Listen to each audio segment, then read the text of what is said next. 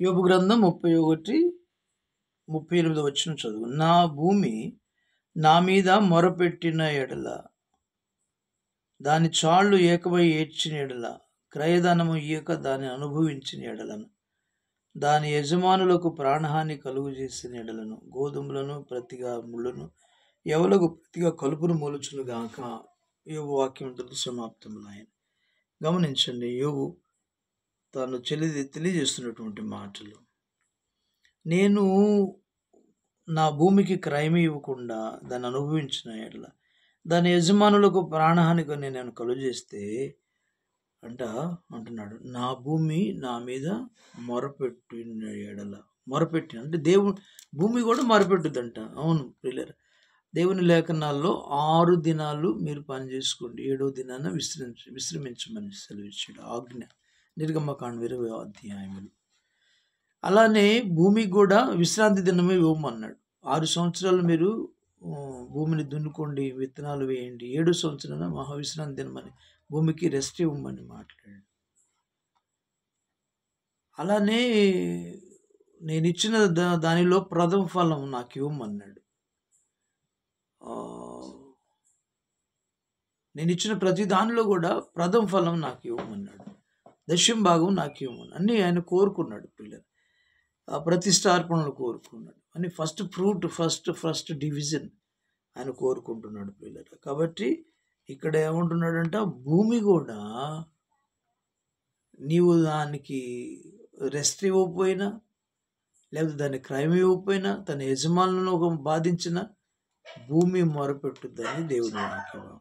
కాబట్టి జాగ్రత్తగా ఉండాలని దేవుని వాక్య భాగంలో మనం చూస్తున్నాం. దేవునికి మహిమ కలుగును గాక. ఆ తర్వాత మనం ఇంకా గమనిస్తే సృష్టి మూలుగుతుందంట. రోమా 8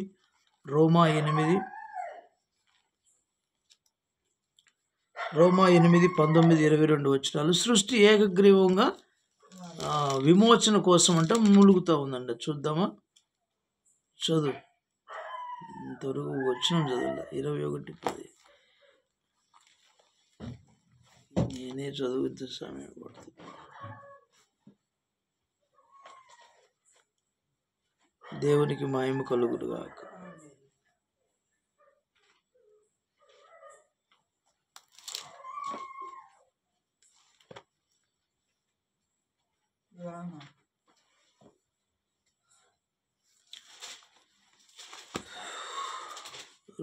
రోమీయులకు రాసినటువంటి పత్రిక 8వ అధ్యాయము 19-22 వచనాలు. 8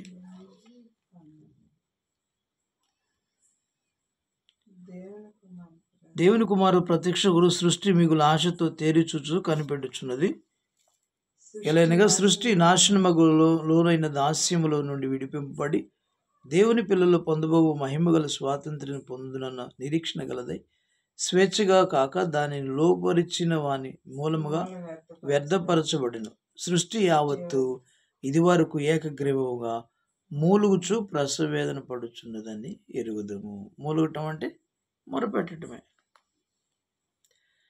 కాబట్టి సృష్టి కూడా దాస్యం నుంచి, పిల్లల యొక్క దాస్యం నుంచి విడుదల పొందాలని అంట దేవునికి ఆ మూలుగుచు మొరపెడుతుందంట. కాబట్టి ప్రియులారా, మనం గమనించాలని ప్రేమతో ఉంది. కాబట్టి నేను కూడా దేవునికి, అయ్యా నేను నీకు మొరపెట్టుచున్నాను. ఆపత్కాలం వచ్చినప్పుడు అంట మనం దేవునికి మొరపెట్టాలి. ఆపత్కాలంలో నమ్ముకొనసాగిన సహాయకుడు మన ప్రభువైన యేసు మన మొరను ఆలకించి మనల్ని విడిపిస్తాడు. యోవేలు గ్రంథంలో ఆయన చెప్పినట్లుగా, ఇప్పుడైనా ఉపవాసం ఉండి కన్నీరు విడిచి దుఃఖించి మనఃపూర్వకంగా ఆయన యొద్దకు వస్తే, కరుణావాత్సల్యములు కలిగిన వాడు, కృపా సమృద్ధి కలిగిన వాడు, అత్యంత శాంతమూర్తి అయిన దేవుడు ఆయన ఏం చేస్తాడంట, చేయను ఉద్దేశించిన కీడును చేయక పశ్చాత్తాపడతాడు, విడిపిస్తాడు. యోనా విషయంలో, నినివే పట్టణం విషయంలో ప్రజలందరూ ఉపవాసం ప్రార్థించినప్పుడు, ప్రజలందరూ తమ చెడు నడతలను విడిచిపెట్టి, దుర్మార్గతలను విడిచిపెట్టి, పాపను విడిచిపెట్టి ఉపవాసం ఉండి దేవుని దగ్గర గోనపట్టు కూర్చుని, రాజు సైతం ఉపవాసం ఉండి ప్రార్థించినప్పుడు తాను పశ్చాత్తాపడ్డాడు. పశువులకు కూడా మేత వేయలేదంట, పసిపిల్లలకు పాలు ఇవ్వలేదంట, వాళ్ళు ఏడ్పించారంట. వాళ్ళ మొరను ఆలకించిన దేవుడు నినివే పట్టణాన్ని కాపాడాడు. బ్రతిమాలుకుంటే యాకోబును మరణం నుంచి తప్పించాడు. మోషే బ్రతిమలాడితే ప్రజలను కాపాడాడు. ఈ రీతిగా మనం గమనిస్తే ప్రియులారా, మనం కూడా మొరపెట్టుకుంటే మనకు వచ్చిన సమస్యల నుంచి విడిపించగలిగిన వాడు మన ప్రభువైన యేసు. అయితే మనం ఏం చేయాలంటే ఉపవాసం ఉండాలి. ఉపవాసం అంటే దేవునికి ఇష్టమైన ఉపవాసం ఉంది. అదే ఏమి తీసుకోకుండా ఉండే ఉపవాసం ఉంది. కాబట్టి ఉపవాసం ఉండి దేవుని యొద్దకు మళ్ళుకోవాలి, కన్నీరు విడవాలి, దుఃఖించాలి, ఆయన యొద్దకు మళ్ళుకోవాలి. అప్పుడు ఆయన ప్రార్థన చేసినప్పుడు, తప్పకుండా బ్రతిమాలుకున్నప్పుడు ఆయన విడిపిస్తాడు, క్షమిస్తాడు, రక్షిస్తాడు. తన ప్రాణం ఇచ్చి రక్షణ ఇచ్చిన మన ప్రభువైన యేసు నీ మొరను ఆలకించి నేను విమోచిస్తాడు, ఆపదను తప్పిస్తాడు, పశ్చాత్తాపడతాడు. ఆయన క్షమించి కనికరం చూపి మనల్ని కాపాడుతాడు. ప్రతి సమస్య నుంచి విడిపించి కాపాడగలడు సమర్థుడు ప్రభువైన యేసు. ఆయన నమ్ముకుందాం, ఆయన యందు విశ్వాసం ఉంచుదాం. ఆయన చెప్పిన మాట ప్రకారం ఆయన మనకు ఉపవాసం ఉండి కన్నీరు విడిచి దుఃఖించి ఆయన యుద్ధకు వచ్చి ప్రార్థన చేసి కృపను పొందుకుందాం. దేవుడి మాటలు మన వెనుకలో దీవించునుగాక.